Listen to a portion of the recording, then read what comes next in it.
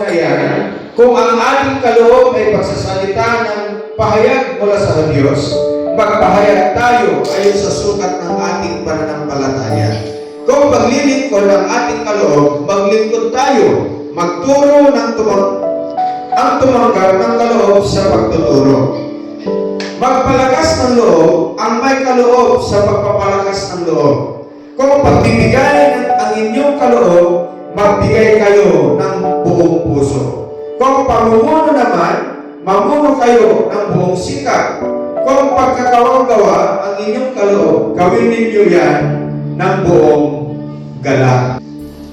Kaya kung tayo ay binigyan ng Diyos ng kaloob, dapat natin itong gawin para sa Kanyang buwasan. We are saved to serve. Mga kapatid, alam ba ninyo yung shave? Ginawa tayo ng Panginoon. Tayo ay ginawa niya na katulad niya.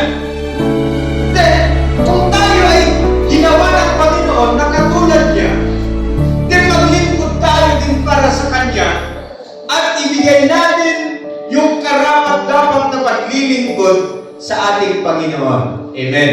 Kung minsan, kahit pagod na tayo, kasi gusto rin natin paglingkuran ang ating Panginoon, ibinibigay natin ang lahat-lahat natin sa Kanya. Amen?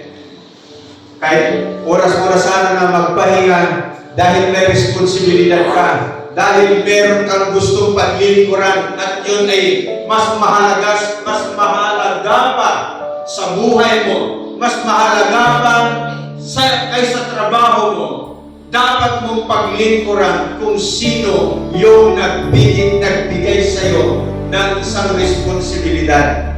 Amen. Kaya tayong lahat, mga kapatid, kung saan tayo naglilingkod, mahalin natin yung pinaglilingkuran natin. Amen. Mahalin natin yung trabaho natin. Mahalin natin, yakapin natin ito. Kasi bandang huli, tayo ay gagantimpalaan ng ating Panginoon.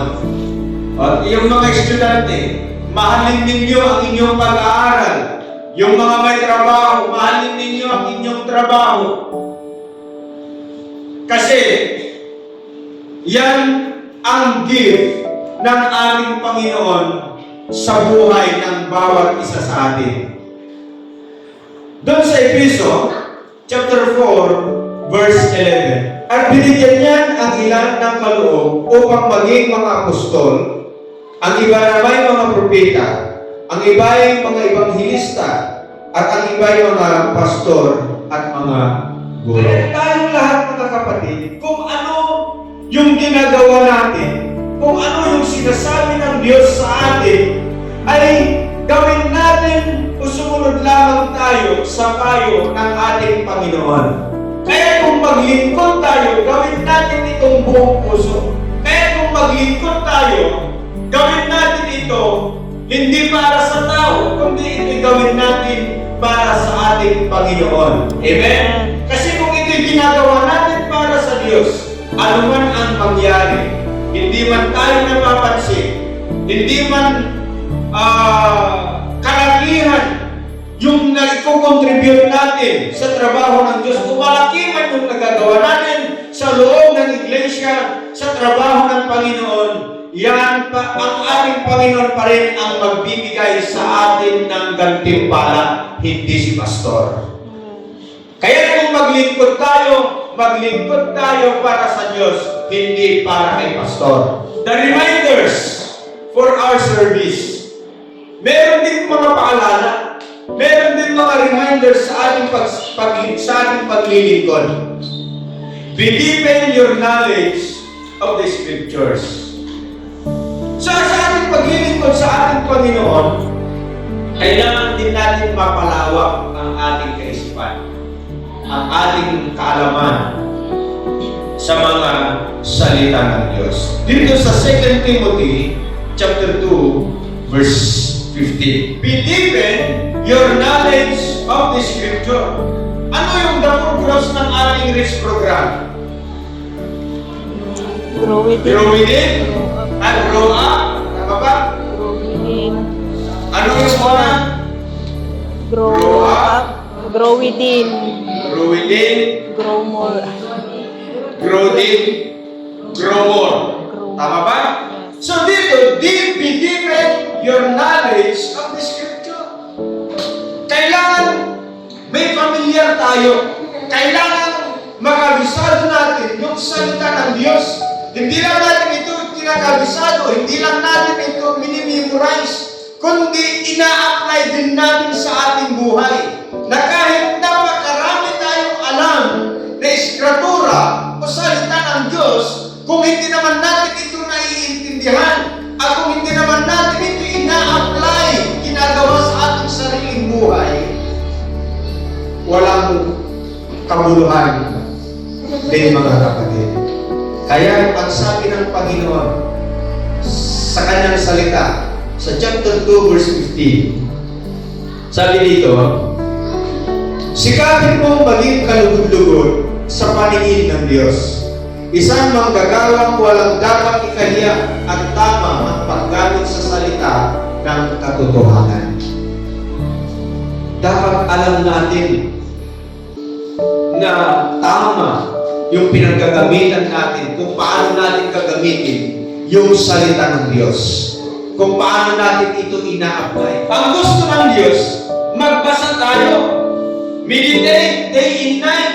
Joshua chapter 1 verse 8 and 9. Amen? Nalagin natin, pinag-aaralan ang salita ng Diyos upang sa ganon ay lumawak pa, umugat pa, lumalim pa ang kaalaman natin sa salita ng ating Panginoon. Dito sa 2 Timothy, 2 Peter chapter 3, verse 18. 2 Peter chapter 3, verse 18. Sa halip, patuloy kayong lumago sa kagandahang loob ng ating Panginoon at tagapagligtas na si Hesus Kristo. At sapagkat kilala sa Kanya, sa Kanya ang kalawanian ngayon at magpakailanman. Ang tanong, kilala ba natin ang ating Diyos? Kilala mo ba yung Diyos na pinaglilingkuran mo? Kasi kung minsan, meron tayong alam na ang alam natin ay tama, pero mali pala. Kaya sa buhay ng bawat isang mananampalataya, dapat kilalanin natin gusto ng ating Panginoon. Hindi tulad ng mga hindi mananampalataya na sinasabi nila, Panginoon, kilala ko ang ating Diyos. Pero kung babasahin mo ang kanilang pamumuhay, ito ay hindi naaayon sa kalooban ng Diyos. At sinasabi nila na kilala nila ang Diyos. Pinaglilingkuran nila ang Diyos. So tayong lahat na nagsasabi na mananampalataya, nagmamahal sa ating Panginoon, dapat paglilingkuran natin ang ating Diyos na ang buong lakas, buong puso at buong isip. Amen? Be devoted to your God for the Savior. And thou shalt love the Lord thy God with all thy heart, and with all thy soul, and with all thy mind, and with all thy strength. This is the first commandment. Napakaganda yung mensahe ng Panginoon. Be delightful to your role in the sanctuary. Alam ba natin yung role natin sa loob ng iglesia? Psalms chapter 122 verse 1, a song of degrees of David. I was glad when they said to me, let us go into the house of the Lord.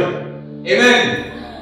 Nagagalak ba tayo kung sasabihin ng kapitbahay natin, oh, sister, brother, pupunta ka ba sa church? Meron na magtanong sa inyo ng gano'n? Pero tayo ay hindi na yung pinagtatanungan, kundi tayo na yung nagsasabi na pupunta tayo sa loob o sa simbahan. Amen? Dapat paglinggo na, Kung may kakilala na tayo, yayain na natin sila na pumunta sa loob ng simbahan.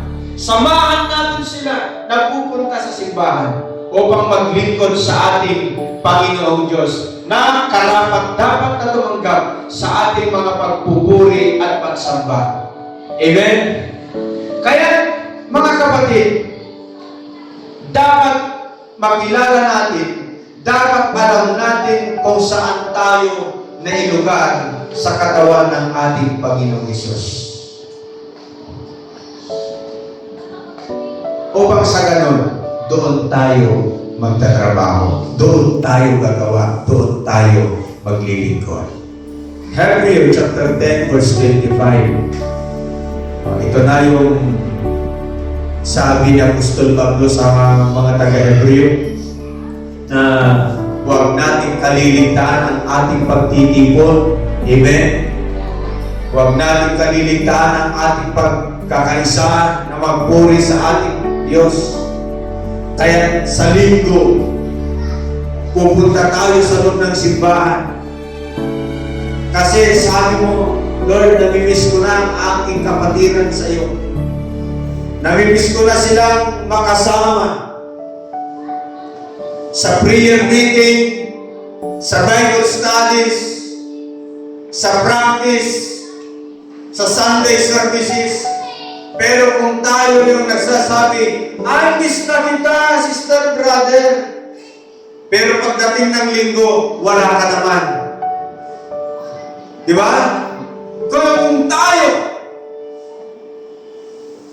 kung alam natin yung role natin sa santuaryo ng ating Panginoon, yung number one role natin, huwag tayong ma-absent sa loob ng iglesia.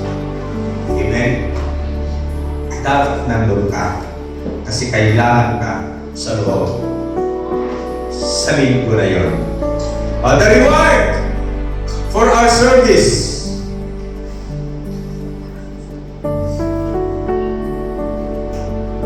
Pag naglilingkod tayo, mga kapatid, hindi naman ibig sabihin na wala na tayong gantimpala. Lahat ng ginagawa natin, may gantimpala tayo. Kung ginawa mo na nag-delay ng isang halaman lang sa loob ng simbahan, ginawa mo yun ng buong puso, may gantimpala. Naka-record yun sa ating Panginoon. Amen? The reward for our service. We live a greater purpose.